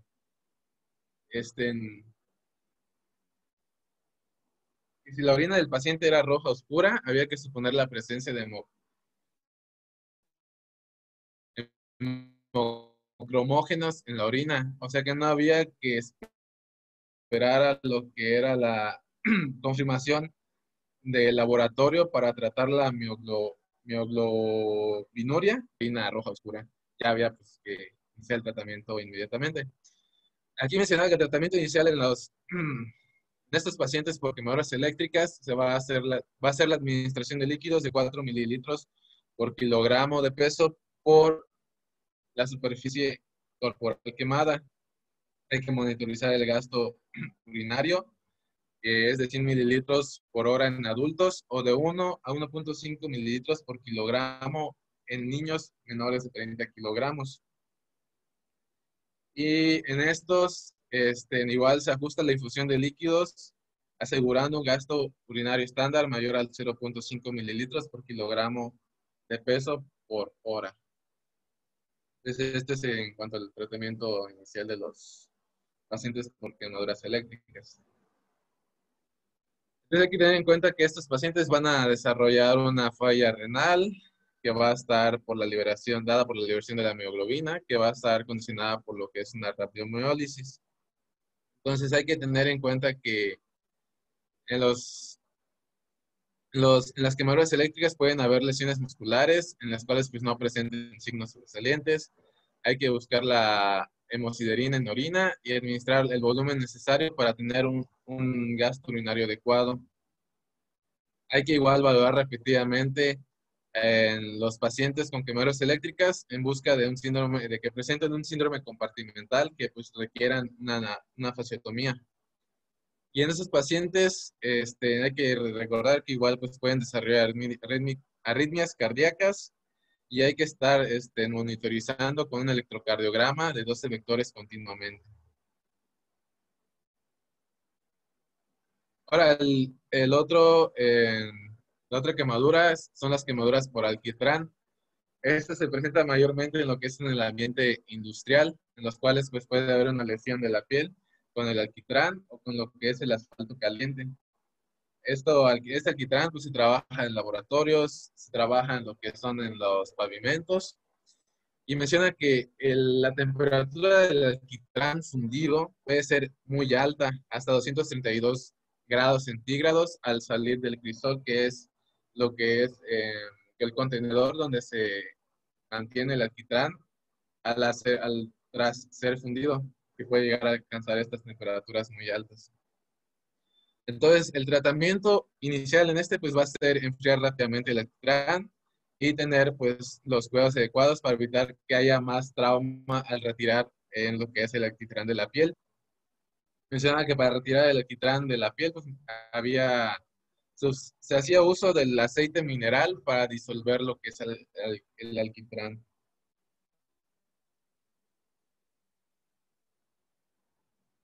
El aceite mineral. Y bueno, eso fue todo. Ok, bueno, vamos a ver paso por paso porque hiciste un revoltijo con tu presentación. Empezaste con el final, luego terminaste con el principio y bueno, no sé, tu compañero se les quedó claro. Vamos a hablar directamente. A ver tú, Moisés, tú como médico, te llega un paciente quemado por fuego, o pongamos por líquido caliente. Me acuerdo mucho de una niña que le cayó un caso de aceite caliente que está haciendo carnitas en la calle y un coche chocó contra el puesto y tumbó el caso y todo el aceite le cayó encima. Te llega esa niña al servicio de urgencia, ¿qué haces? Hay que evaluar la historia del tipo de quemadura que se haya presentado. Ya te dije. Mencionaba que... ¿cómo fue? Es que no, me perdí un poco. Se quemó con... Se quemó con aceite caliente, porque se cayó el aceite a una niña. Hasta ese es el suceso. No has dicho dónde, no has dicho en qué parte, cuánto tiempo, nada. Le cayó en todo el cuerpo. Ok. Todo el cuerpo. El aceite. Ya quemaduras de segundo grado, superficial y profundas. ¿Qué haces? Pues hay que determinar lo que es la superficie corporal quemada, lo que es la regla de los 9. Ok. Tú eres el médico, tú estás recibiéndola. La niña llega gritando todo y tú te podrías a medir cuántos tiene de quemadura primero. primero dirías, no, tengo que terminar cuánto tiene de porcentaje antes de atenderla. No, pues sería administrar lo que son los analgésicos, ¿no? Para disminuir el dolor. Ok, muy bien. ¿Qué analgésico y cómo lo administras? Eh, sería, mencionaba lo que era ácido salicílico, eh, en diclofenaco, ketorolaco. A ver, sé más directo. Ni modo que le digas, a ver, tomas esa pastillita de aspirina y espera que le haga efecto. Si dices ácido salicílico, o diclofenaco, o cómo lo darías. O sea, tú eres el médico, tú vas a dar tu indicación.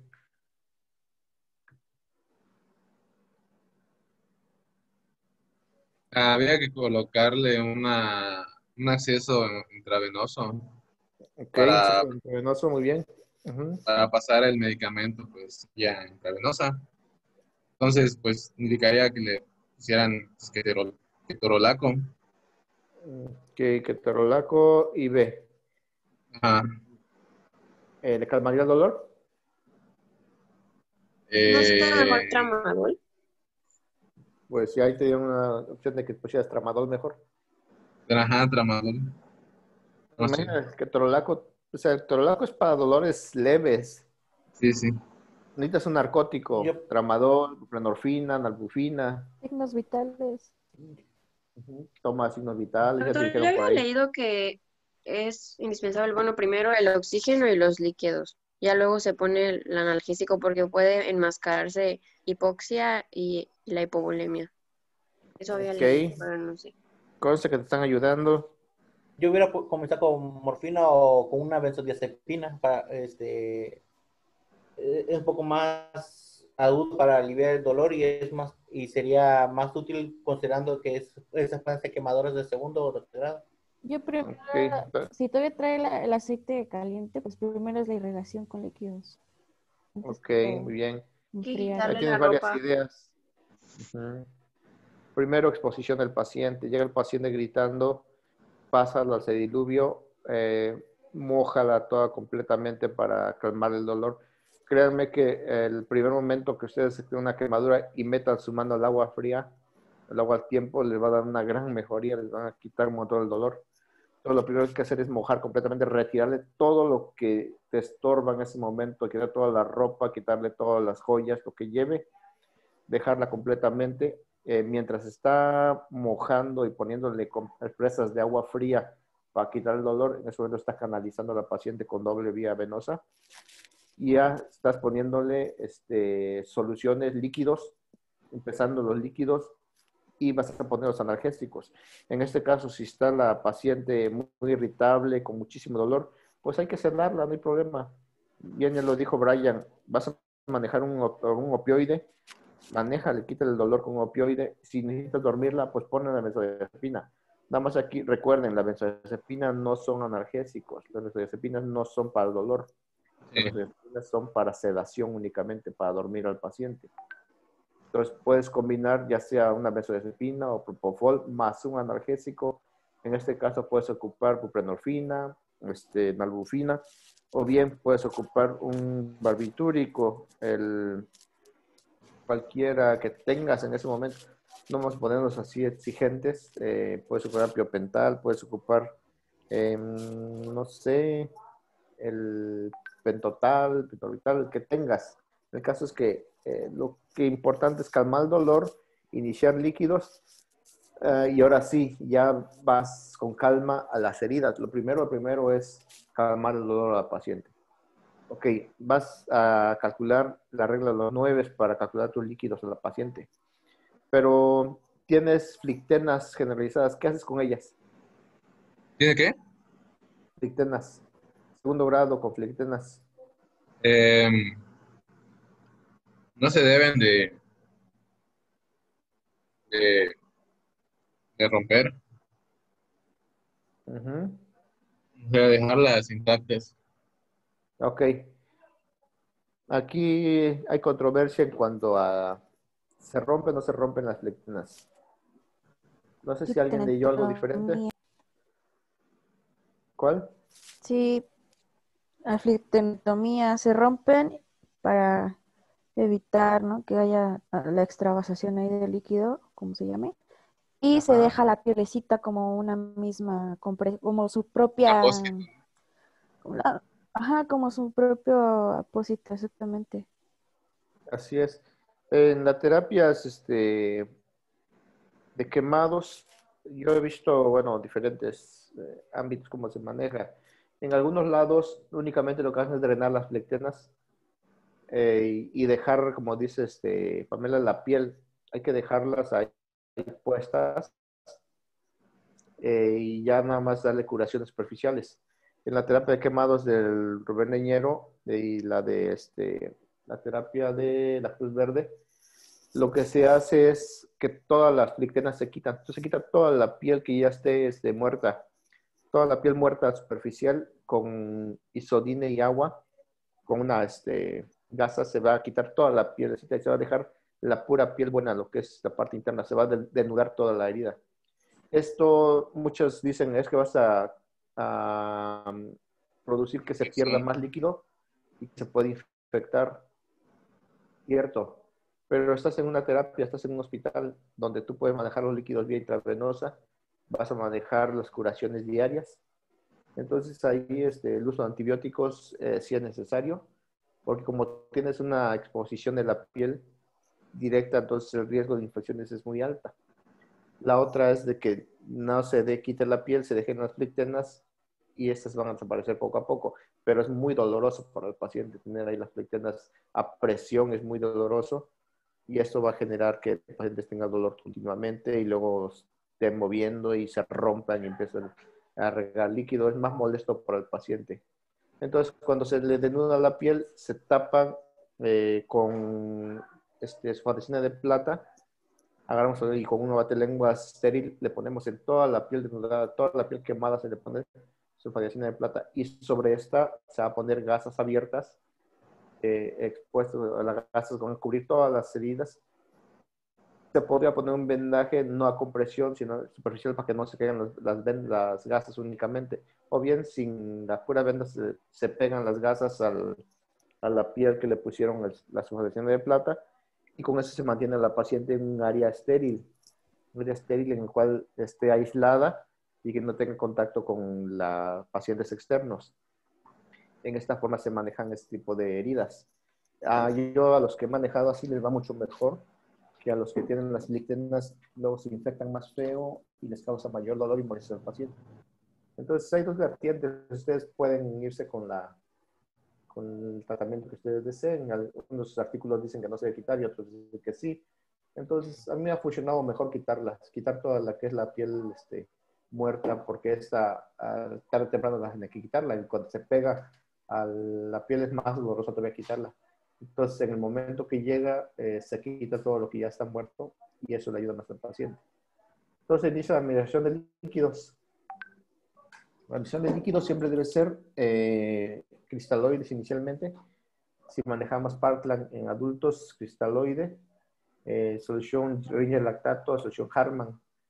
Entonces, ya vemos aquí en el problema de 2 o 4 mililitros. Entonces, de acuerdo a cómo está el paciente, si tiene factores de riesgo, tiene falla renal, tiene cardiopatía, pues déjale a 2 mililitros para no achacarlo. Pero si es paciente joven, que no tiene ninguna enfermedad, que era trabajador y a lo mejor en su trabajo se quemó, le cayó agua caliente o hubo un incendio, entonces esos pacientes sí requiere 4 mililitros por kilo de peso por superficie corporal quemada.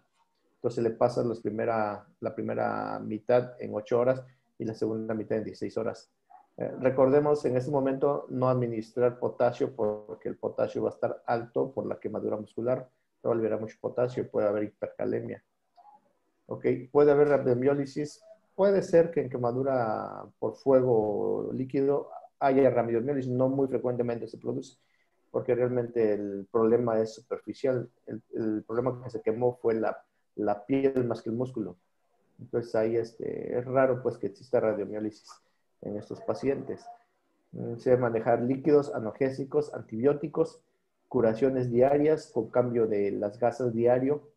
Después ya que el paciente ya esté con mejoría clínica, se puede pasar a hacer una cirugía de reconstrucción.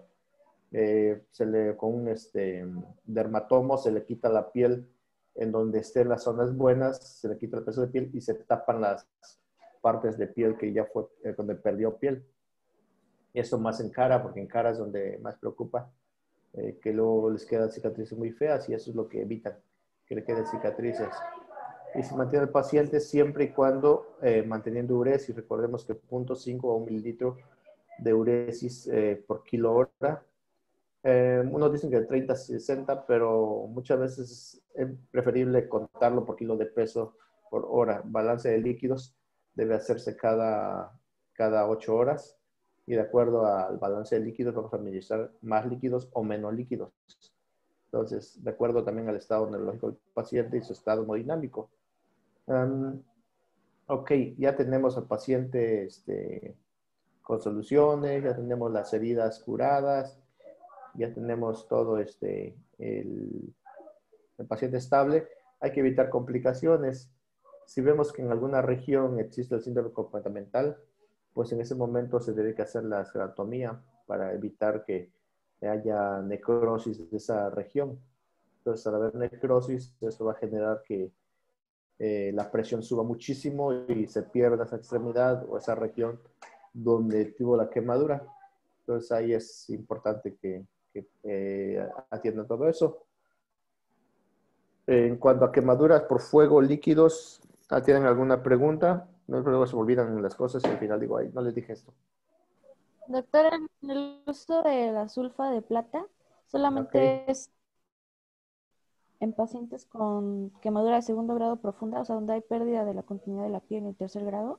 No, se puede ocupar en todo tipo de quemaduras, incluso desde el primer grado lo pueden utilizar si así lo desean. La espadecina de plata más que nada es un antibiótico derivado de las sulfas, pero también tiene cremas que son en este caso, se me fue el nombre, ahí se me fue. Pero son cremas protectoras de la piel. Entonces lo que va a hacer es evitar que se complique con infecciones, además de que va a regenerar la piel. Existen otras pomadas que pueden utilizar en vez de espadecina de plata. Por ejemplo, está la fitoestimulina.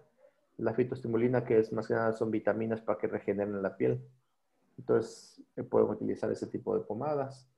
Lo que no es recomendable, el óxido de zinc igual se puede utilizar. El óxido de zinc igual es protector y humectante de la piel, entonces se puede ocupar igual el óxido de zinc. Y que también la espadecina de plata trae óxido de zinc igual.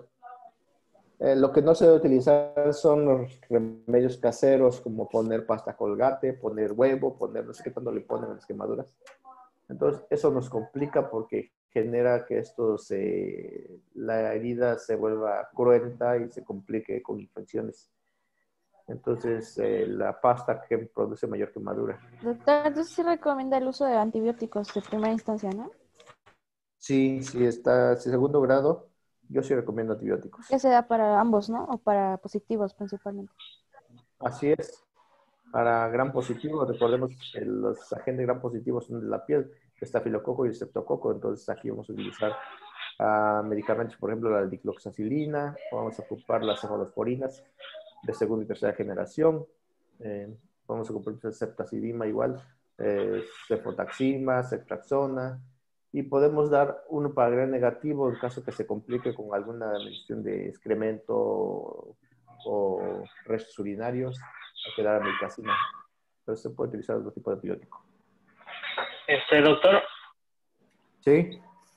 Recuerdo que una vez leí, no un artículo, era una tesis, que decía que estuvieron investigando sobre el huevo y decían que no tiene efectos curativos, pero que puede servir como un pequeño apósito porque como la clara se endurece. Ajá. Pues hay muchos artículos que hablan sobre quemaduras, administración de huevo, luego hay una que ya viene ahorita en investigación que le ponen la piel de la tilapia, los peces para que regeneren. De un pez, ¿no? Ajá. Igual para otros estudios que dicen que hay que ponerle la placenta a los bebés, que eso regenera la piel. Entonces hay muchos estudios que aún no se concretan realmente, así como que lo que la gente cuenta. Entonces, pues, No hay mucha evidencia, ¿no? ajá, no hay mucha evidencia y nosotros nos reservamos a lo que nos ha servido. Entonces, a lo mejor si están en Santibonita de las manzanas y no tienen nada, pues pónganlo, digo, a que no le pongan nada, pónganle algo. Entonces, más que nada es, lo principal es calmar el dolor del paciente. Calmar el dolor porque eso lo está matando. El dolor es insoportable, de hecho, como gritan del dolor los pacientes.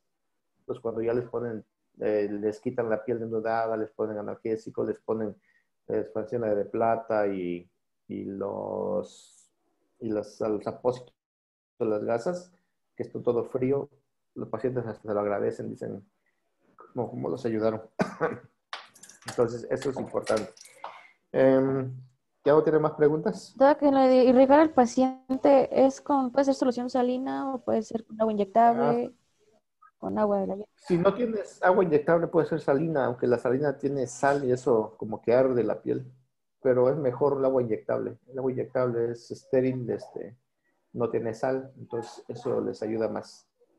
Y por ahí decía que agua tibia, pero el agua tibia les causa mayor dolor, entonces nosotros usamos agua al tiempo. En algunos lados usan hasta agua fría, aunque dicen que el agua fría puede ser necrosis superficial. Entonces yo recomiendo agua al tiempo. Gracias. Bueno, ¿alguna Y otra en cuanto pregunta? al agua fría, ¿no podría causar hipotermia en el paciente o es así rápido? Hipotermia, pues sería una buena respuesta por la hipotermia. Recordemos que para los quemados hay que ocupar las compresas antitérmicas, las que usan los paramédicos, las que le ponen para evitar la hipotermia. Entonces, cuando llega al hospital, yo creo que sería conveniente que después de realizar la curación ya mantener al paciente en una normotermia. Pero sí pudieras causar hipotermia con administrar agua helada. ¿Tienes razón? Una duda. Ajá. En lo de las quemaduras por químicos, no todas se irrigan, ¿no? Ya sea álcalis o ácido, depende si se va a irrigar o no, porque puede agravar más ese No, sí. químico. Eso es para quemaduras especiales con ácidos o álcalis. Sí, pero bueno, ahorita apenas estamos hablando de qué es líquido perdón. o fuego. Líquido, pues le comentaba al compañero que hay que saber los tipos de quemadura que hay. Ok, entonces ya no hay preguntas. Aquí nada más, Moisés, ¿sí, verdad? Sí, doctor. Ok, ¿cómo se define el gran quemado?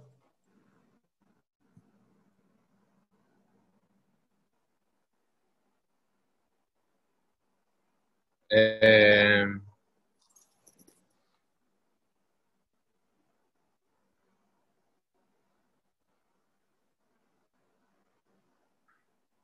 eh,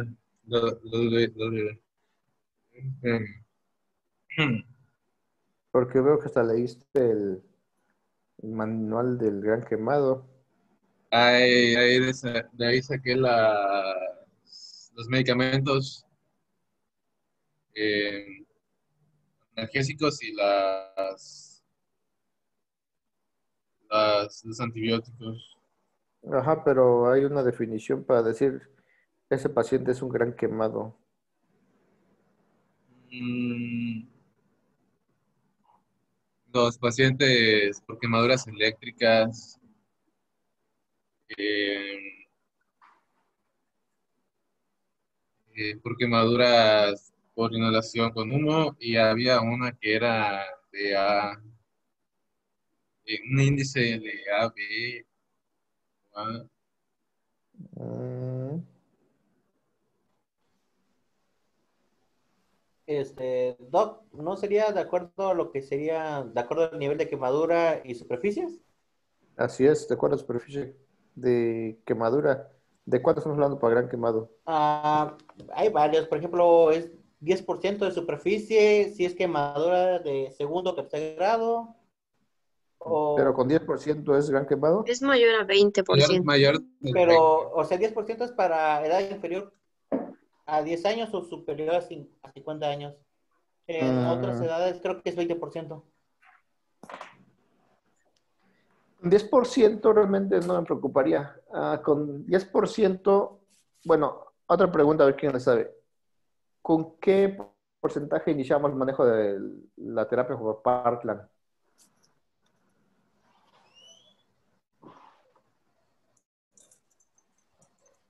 Es en moderado, ¿no? Que sería de 10 a 20%. O sea, si yo tengo 10% de que superficie va quemada, ¿se utilizaría Parkland?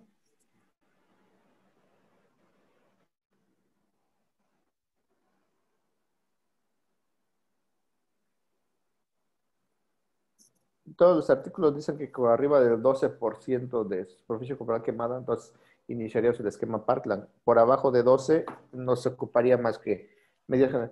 El 10%, ¿cuánto sería? Pues, ¿qué puedo decir? Un brazo, una parte del tórax nada más, que bien se puede curar en su casa. Únicamente sean curaciones, manejo analgésico, y puede ingerir el líquido en su casa, entonces no hay tanto problema. Pero ya cuando es de 12% ya se ingresa al paciente y se maneja el esquema de Parkland. Y arriba de 20% estamos hablando de un gran quemado. El gran quemado, pues sí, es un paciente que va a estar en riesgo, pues ahí se maneja con riesgo. ¿Perdía más del 20% de cualquier grado? No, segundo grado. Recordemos que el primer grado no requiere hospitalización. El primer grado es superficial y ese es por quemadura de sol o cualquier otra cosa. Entonces, el primer grado no requiere hospitalización. El segundo grado sí. El segundo grado, ya sea superficial profundo, segundo grado profundo, o tercer grado, sí son pacientes ya más críticos. Desde que es segundo grado ya tenemos... Pero igual habría que ver, recuerdo, lo de las zonas, ¿no? Porque no es lo mismo que tengas el 20% de la pierna entre puras extremidades, a que tengas el 10% concentrado en vía aérea, en la cara y por ejemplo, en los genitales. Recuerdo que esas dos eran las zonas más como peligrosas. Sí. Era cara, manos, pies y genitales. Cara, mano, palmas y genitales son áreas especiales. El paciente que tenga quemaduras en áreas especiales de inmediato pasa a hospitalización. Es lo que se refiere en las guías, que si tienen quemaduras en áreas especiales, cara, manos o genitales, estos se ingresan. Pero si el porcentaje es mayor de 20%, se ingresa de todos modos, no importa en qué partes sean las quemaduras. Ese paciente ya el riesgo es que va a perder mucho líquido por la extensión de la quemadura, pues que se ingresa. Pero si el otro criterio de ingreso es áreas especiales. Gracias. Muy bien. El otro tema que habíamos comentado era quemaduras eléctricas. Me hubiera gustado que quemaduras eléctricas haya sido más extenso porque es importante que ustedes sepan sobre quemaduras eléctricas, que es lo más frecuente y llega. Los pacientes que trabajan en Comisión Federal de Electricidad nos llegan frecuentemente por quemadura eléctrica. ¿Cuál es la diferencia entre corriente alterna y corriente continua? Si alguien me lo puede decir. Si lo saben, sin buscarlo en Google. El flujo de los electrones. Por ejemplo, la corriente continua pues va en una sola dirección, y la alterna va en varias direcciones. Ok, exactamente, es la diferencia. La corriente continua va en un solo cable. Entonces necesita tener otra corriente. Si es la positiva que va en el cable, necesita de otra corriente para que pueda hacer el arco. Entonces, esa es la corriente de alta tensión. La corriente continua es la que va en los postes.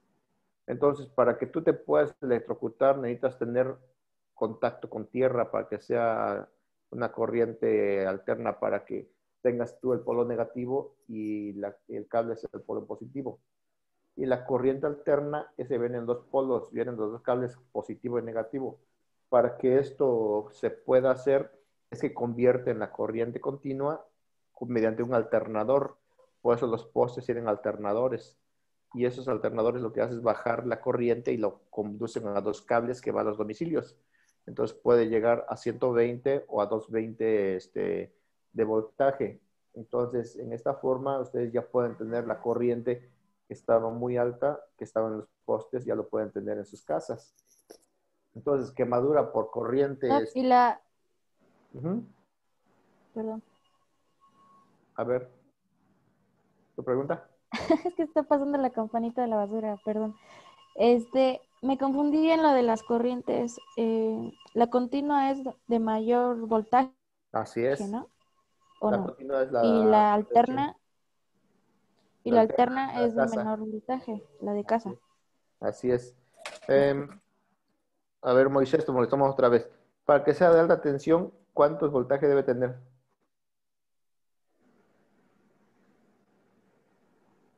Eh, mayor a 1000 voltios. Mayor a 1000 voltios. Ok. Entonces, la corriente continua es la que tiene más de 1000 voltios. Puede tener 10.000 voltios, estar demasiado alta. Por eso, el paciente que llega con quemadura eléctrica es un paciente que va a tener una quemadura pero extensa. Al contrario, que si agarra un cable en su casa, realmente no va a producir tanta quemadura. El paciente que llega por quemadura por corriente alterna, o sea, la de casa, el riesgo es que te haga arritmias cardíacas por un exceso de energía. Entonces puede llegar con arritmias cardíacas y eso va a generarle el problema principal. En cambio, el de corriente continua, ese va a producir una quemadura extensísima. Hay que ver el sitio de entrada y el sitio de salida. Entonces, el sitio de entrada es el sitio donde tuvo un contacto con el cable de la tensión y el de salida por donde salió esa energía, porque no se va a quedar en el cuerpo. Si se queda en el cuerpo, le va peor al paciente. Entonces, le va peor porque el ciclo no sale, sigue quemando su organismo. Entonces, aquellos que no tocan ningún cable o no tocan el suelo para que salga la energía, se mueren ahí en el lugar donde se accidentaron. No sé si ustedes han visto videos incluso donde los individuos se quedan pegados en el cable y ahí se quedaron y ahí se mueren hasta que se secan totalmente, entonces se sueltan. En cambio, si estaba agarrando una varilla y estaba parado en el suelo, entonces entró por la varilla, entró a la mano y sale por el sitio donde están las botas, sale por el sitio donde vaya esa corriente del suelo. Entonces pasa la energía por todo su cuerpo, quema, pero sale y el paciente llega vivo al servicio de urgencias y es donde los tratamos. Ahora la pregunta de los 100 millones de pesos. ¿Qué porcentaje de quemadura tiene un paciente que tuvo quemadura por corriente continua, perdón? 100%. 100%. No, estaría muerto. Estaría muerto, sería el señor No se quemado. puede calcular. 50%. 50%, muy bien, allá nos dijeron 50%. Ujú. ¿Ok? Entonces, se calculan 50% en quemadura eléctrica de alta tensión. Entonces, no sabemos porque la quemadura está interna. La quemadura va por los nervios y los músculos. Entonces, entra por la palma de la mano o el sitio donde tocó, el codo donde haya tocado, y se va directamente por todo el cuerpo y hace quemaduras de los nervios y los músculos. Entonces, el paciente tiene una quemadura excesiva por todo el organismo y esto va a generar que se destruyan todos los músculos. Entonces, el paciente al tener la quemadura interna empieza a destruir y va a generar excesivas células musculares. Entonces, aquí existe la destrucción masiva de músculos creando mioglobinuria. La mioglobinuria es la que se va a expulsar por la orina, por eso es que decía rato que la orina roja significa que tiene mioglobinuria. Entonces el paciente empieza a orinar rojo, es casi por entredicho, este paciente es muchísimo riesgo que te haga rabdomiólisis. La rabdomiólisis es que existan demasiadas proteínas musculares que se encuentran en la sangre y eso va a generar muchísimo daño porque va a crear acidosis metabólica severa, va a causar falla renal aguda porque como las proteínas musculares son muy grandes, no atraviesan el filtro glomerular y entonces esto va a hacer que el riñón empiece a fallecer y empiece a fallar y al final va a ser una falla renal crónica porque no se trató en forma adecuada la rabdomiólisis. ¿En qué forma vamos a tratar la rabdomiólisis? Administrando líquidos, pero así líquidos, como dicen, a lo bestia. Entonces, por eso es que yo les decía que en Parkland, en quemadura eléctrica por alta tensión, lo modificamos a 7 mililitros por kilo de peso por superficie corporal quemada, entonces casi 50%. Pero ahorita, pongamos que manejamos a 4 mililitros por kilo de peso por 50, nos dan muchísimo líquido, nos dan hasta casi 24, 25 litros que se debe pasar al paciente en 24 horas. Entonces, la mitad se pasa en las primeras 8 horas y la otra mitad se pasan en las siguientes 16 horas. Entonces, muchas veces nos dan entre 12 litros por pasar en 8 horas, 12 litros de solución. Entonces, hay que pasarles en las 2 vías, se canaliza con 2 vías, catéteres gruesos. Se calcula que pase una para 2 horas y la otra para 1 hora, para si son 3 litros en 1 hora o lo que nos salga, hay que calcularlo para que pase. Lo otro importante, la diuresis, aquí debe ser arriba de 1 mililitro por kilo de peso. Si tiene 0.5 está mal porque puede causar una falla renal aguda. Entonces la uresis debe ser arriba de 1 mililitro. Incluso si tiene 2 mililitros por kilo de peso hora, está excelente la uresis. Porque en ese caso estamos evitando que haya falla renal aguda. Si no orina en forma adecuada, hay que alcalinizar la orina. Hay que administrar bicarbonato. Entonces se administra a 1 miliequivalente por kilo de peso cada 8 horas para alcalinizar la orina y el paciente siga orinando y evitemos que haya falla renal aguda. En quemadura eléctrica, el riesgo es la falla renal aguda, la hemoglobinuria y la radiomiólisis, que son los factores que debemos cuidar. Entonces, si es continua, pero si es alterna, lo único que administramos, ya no manejamos Parkland en la alterna, únicamente vigilamos que el riñón no tenga arritmias y con eso evitamos complicaciones en el paciente. ¿Qué ritmos se pueden asociar más o podríamos ver? Ok, taquicardia ventricular, que es el principal ritmo, taquicardia ventricular, y es lo que más encontramos en quemaduras por corriente alterna. Taquicardia ventricular o bien puede haber transístoles ventriculares. Lo peor es que haga fibrilación. Yo no he visto ninguna fibrilación, pero sí he visto taquicardia ventricular, pues, pacientes. Fibrilación auricular no, ¿verdad? Fibrilación ventricular. No, auricular no. Ventricular. Ventricular. Mal fibrilación ventricular, pero lo regular siempre hacen taquicardia ventricular con pulso. Gracias. Bien, ¿alguna pregunta que tengan para ya cerrar el ciclo? Pues somos las 11 ya. En lo de la inmunización antitetánica. Ok, en quemaduras abiertas, en quemaduras, por ejemplo, que se perdió parte de la piel, ahí sí hay que inmunizarlo, porque el riesgo es que se contamine esa herida. Recordemos que las heridas por quemaduras son estériles, porque la temperatura que estaba, pues, genera que no se contamine en ese momento, pero la exposición después sí, ahí se ocupa. Gracias. Ok, ¿ya no tiene más preguntas? ¿Se sigue usando o más bien si hay evidencia de que se pueda manejar al paciente con vitamina C, que habían tenido que se usa para posteriormente disminuir lo que es el líquido que va a requerir el paciente? No, yo no, bueno, no, que yo sepa, vitamina C no la ocupamos. A lo mejor para general lo pueden ocupar después, pero en el momento agudo no. No se administra vitamina C. Algo así que les decía yo, que el potasio tengan cuidado. Por ejemplo, en la radiomiólisis o en la quemadura eléctrica, no usen potasio, contrario, monitoricen el potasio porque va a hacer hipercalemia por destrucción masiva de células musculares. Entonces, la hipercalemia, aguas porque sí se presenta. ¿Alguna otra pregunta?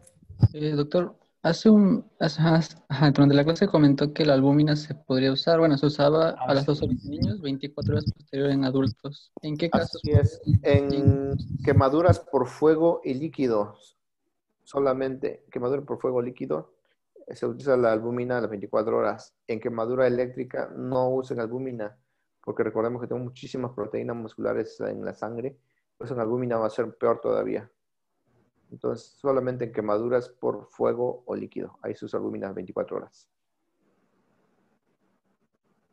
Doctor, ¿en qué dosis se podría usar? O eso, bueno. Puedes usar un frasco de albúmina. Recordemos, vienen unidades por millones. Un frasco cada 8 horas administra. Gracias.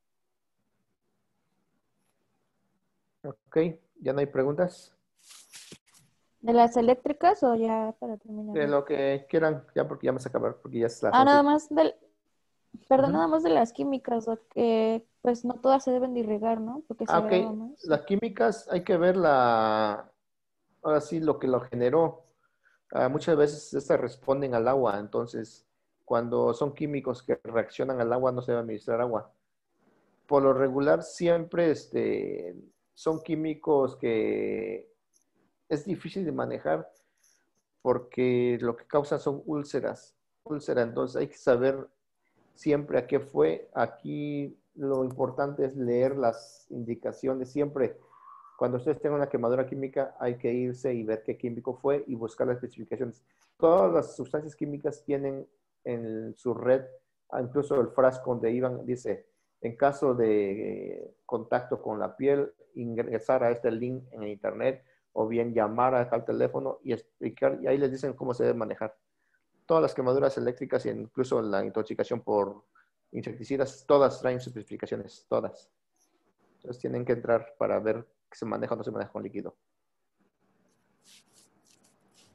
Ok, muchas gracias, doctor.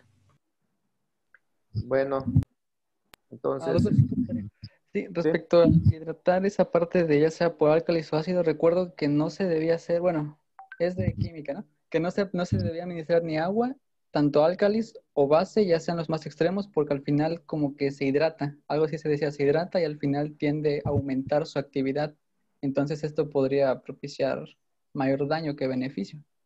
Pero pues sí, sí, lo comentaba, tendría que ver qué químico es, qué químico está ocasionando, porque recuerden que si es chamopote caliente, pues hay que ver que pues, con el agua no pasa nada, no reaccionan. Entonces hay que ver qué químico es el que está ocasionando la herida y tienen que ver si le ponen o no le ponen agua. Ok, bueno, entonces cerramos de quemaduras. Nos vemos el miércoles con complicaciones de la diabetes. Agudas, no crónicas.